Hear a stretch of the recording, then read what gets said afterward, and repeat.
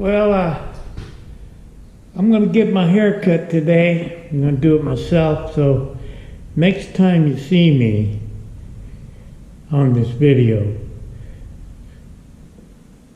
I want to have all this crazy stuff. But anyhow, I thought I'd come and show you what I did the other day. I had ordered a battery for a CB77, which is what this is, and it came in the mail without any battery acid in it. So I had to go buy some battery acid. I guess I'll take you over here. Let's see, where did I put it? Oh, yeah, I put it down here. See? Battery acid. And so I filled it up, waited for it to stop bubbling, and then put a charge in it with a charger. But then when I put it in, look it, it's just a little bit too tall. So I had to make a cover for it, which I made out of one of those plastic lids on a big container. Anyhow, seemed to work. I'm digging for the key in my pocket. There it is. Let us. Ooh, they got too much stuff on there.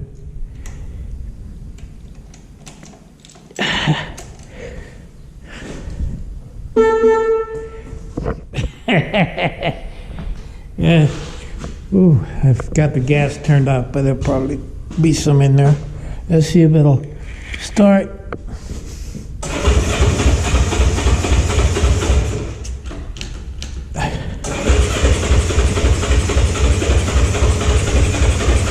Well, it started up earlier. Only, maybe I should take the choke off a little.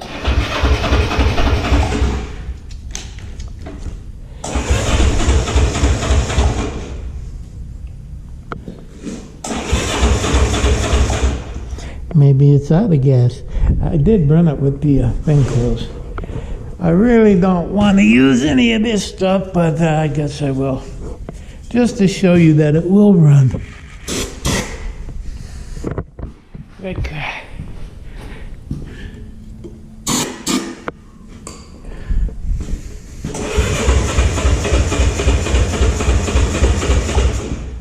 Huh.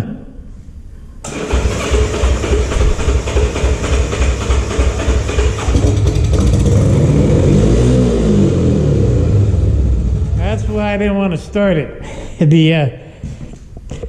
The throttle cable's kind of boogered up, and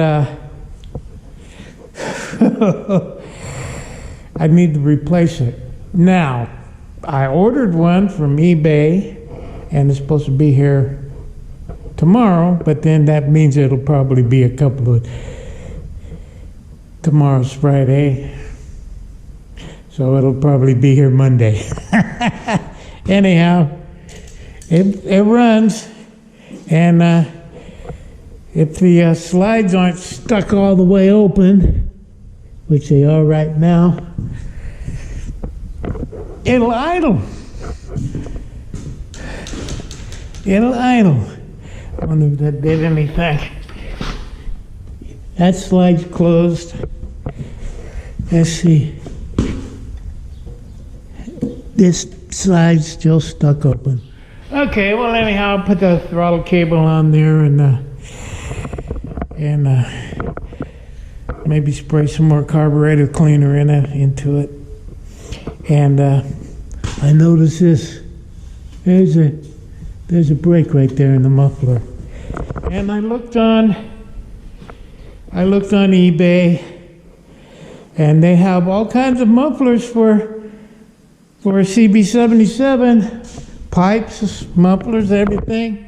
and they're all pretty expensive, and they're all from Thailand. So there you go.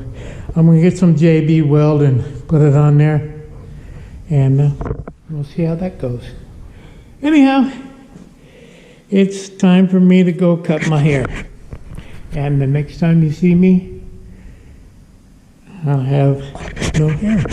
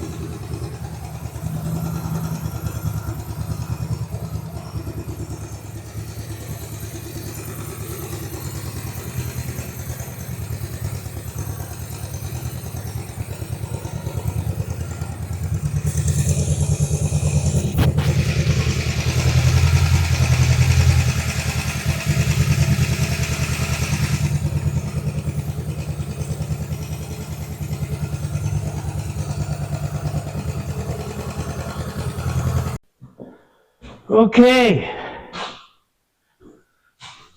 Well, this thing came in yesterday. Remember I was telling you that it would probably come in Monday? Well, it came in. Just like that. Bam, it was in the mailbox. Anyhow, I'm going to have to take this tank off to get to the top of those and route it down under the tank. So I'm not going to do it today. But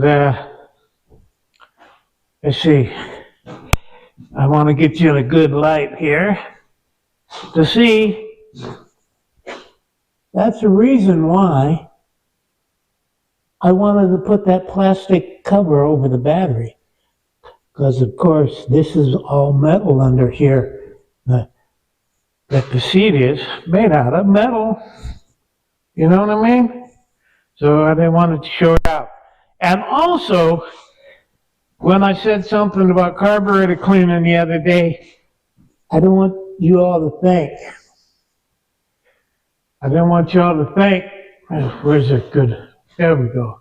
Now you can read it. I didn't want you all to think that I was spraying carburetor cleaner to try to use that as a starter fluid. No, I've been told that's not what to do. You got to get the real thing because it's got all the other minerals and vitamins. Or well, you can't read that. It's too small. But anyhow, this is made to do that. Carburetor cleaner is just made to clean. Okay, so I'm going to have to work on that. Someday I'm going to have to get this one legal. Get me legal. Up to. I did 28 minutes of a Bible study. And only 2 minutes were any good. And that was stuff about the motorcycles. Anyhow, I'm not going to do it, try to make it too long. But let's go to Matthew. That's Matthew 17. And I still had a card in there. I took out some of these cards and put them all back here. Okay, so Matthew 17.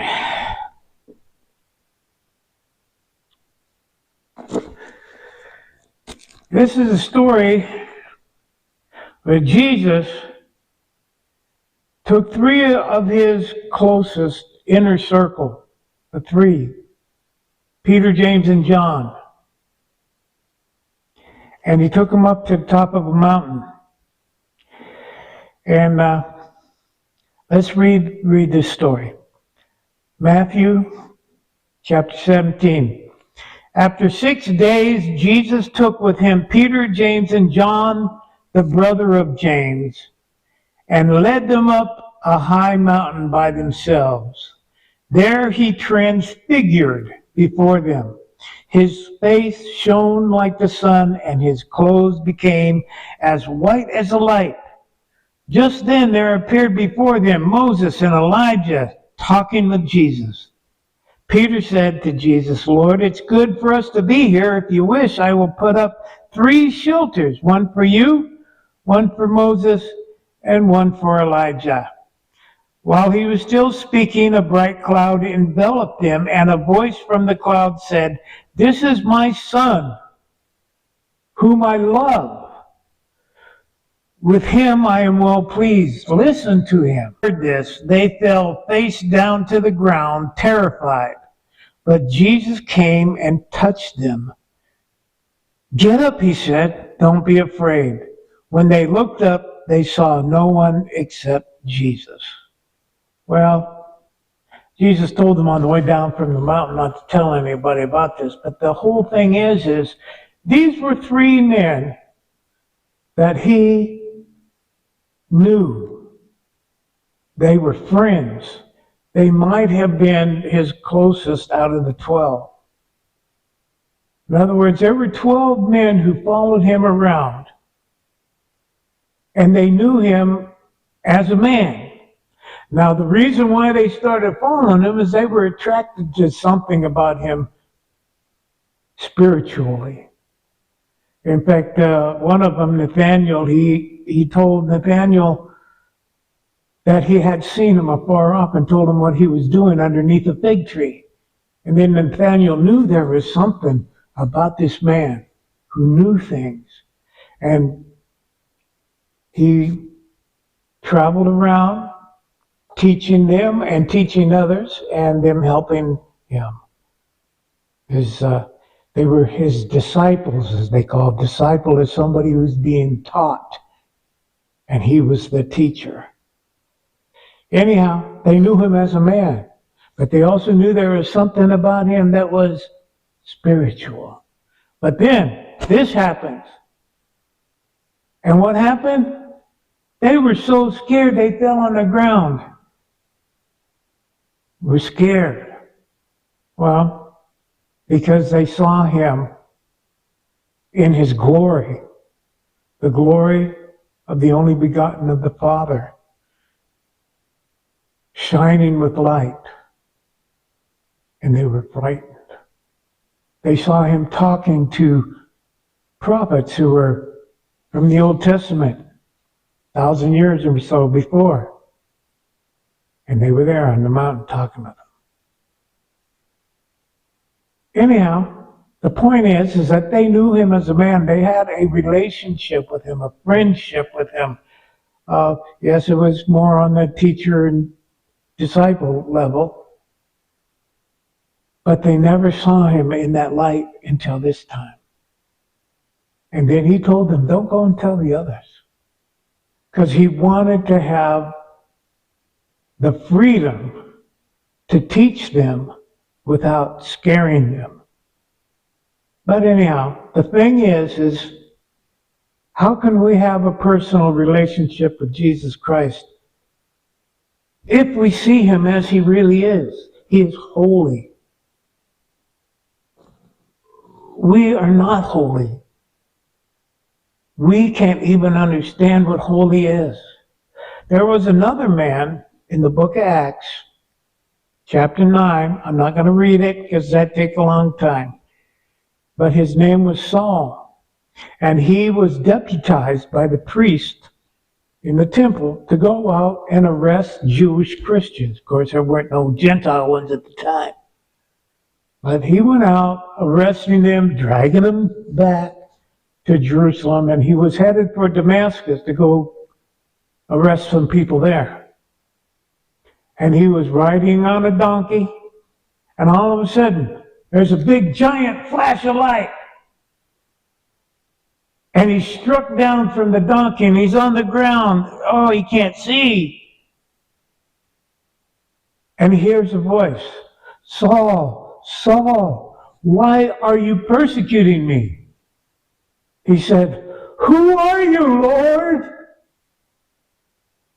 The voice said, "I am Jesus, whom thou persecutest." This happened after Jesus died. After he died, was resurrected, and ascended into heaven, he made a special visit to Saul on the way to Damascus to arrest people who believed in Jesus. And Saul was struck to the ground and blinded for 3 days.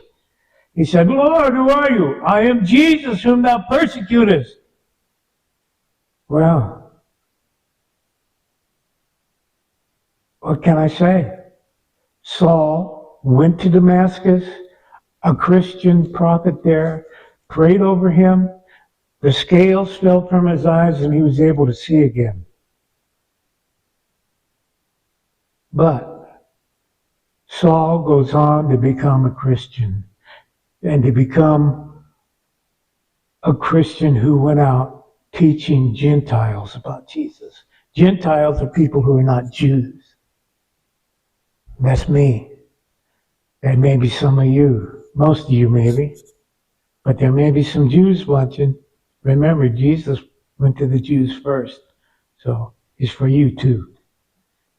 The Jews kind of think that it's only the Gentiles who are interested in Jesus, but Jesus is interested in Jews and Gentiles. God is not willing that any man should perish, but that all should come to repentance, Jew or Gentile, even Muslims.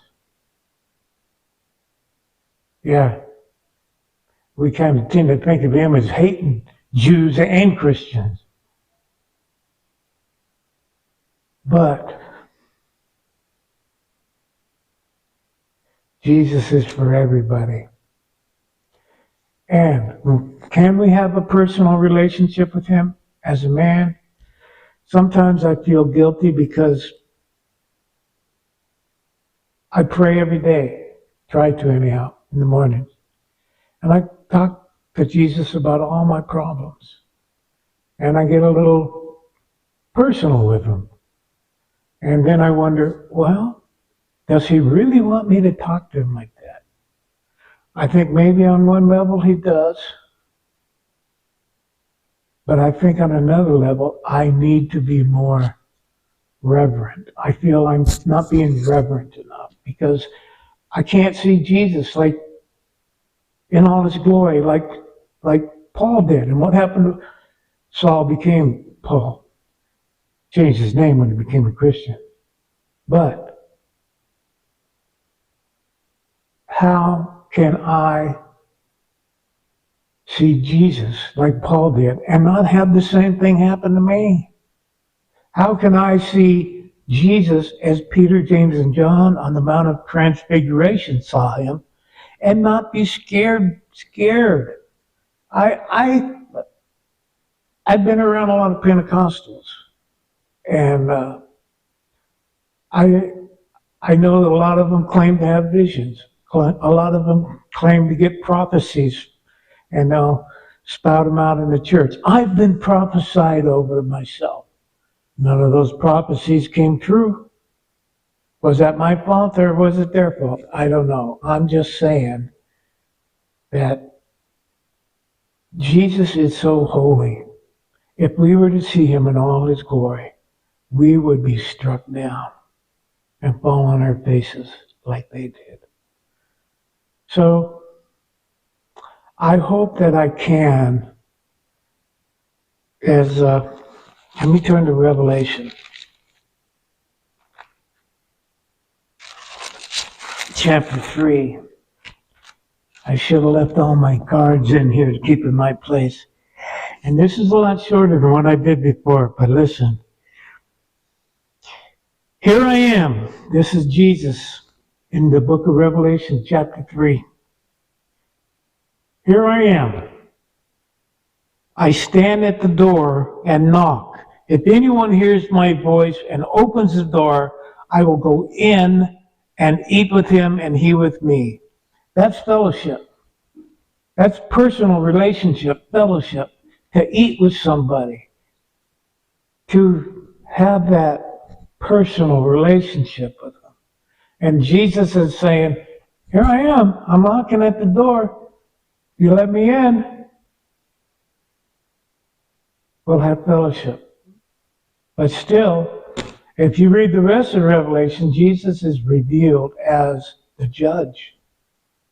The judge who is going to tell angels to pour out wrath, the wrath of God, on all those who worship the beast and have taken his mark. So, I pray that the rapture is real. As some people say it is, some say it's not. And many don't even believe it all.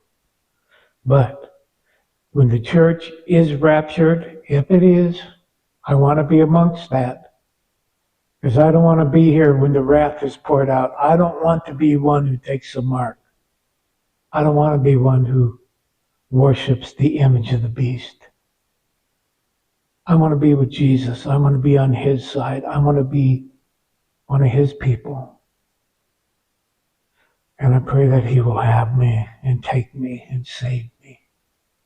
And so, if you hear Jesus knocking on your door, and I door to your heart, whatever you want to say, at least crack it open a little bit and do what Paul said.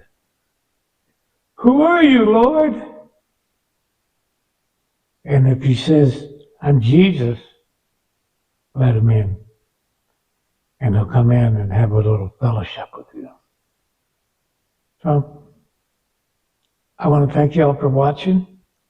And if you think I'm wrong, please put it in the comments.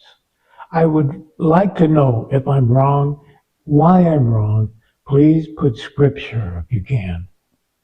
Let me know if I'm right or if I'm wrong, but especially if I'm wrong. So, goodbye. God bless you. Thank you for watching.